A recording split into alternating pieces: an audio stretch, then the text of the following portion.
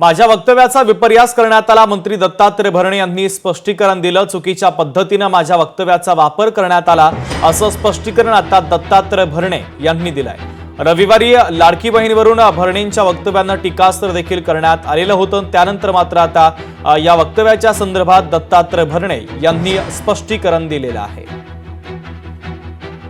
माझ्या त्या लाडक्या बहिणी योजनेला विरोध असणं किंवा हे असणं म्हणणं हे चुकीचं होतं। ही योजनाच आम्ही आणलेली, ही योजना खूप चांगली योजना आहे आणि या योजनेला आमचं राज्य सरकार कुठल्याही प्रकारचा निधी हा कमी पडणार नाही आणि भविष्यामध्ये ज्याप्रमाणे मुख्यमंत्री आणि आमचे दोन्ही उपमुख्यमंत्री यांच्या मनात अनेक आमच्या महिला भगिनीविषयी पुढच्या अनेक गोष्टीत त्या बाबतीमध्ये ते तिघं पण त्या बाबतीमध्ये काही पुढे घोषणा करतील, परंतु निश्चित प्रकारे कालची बातमीच्या बाबतीमध्ये थोडं चुकीचा विपर्यास केला, यामुळे हा खुलासा करण्यासाठी मी आज माध्यमासमोर आलेलो आहोत। लोकशाही मराठी ऐका, पहा, जागरूक रहा।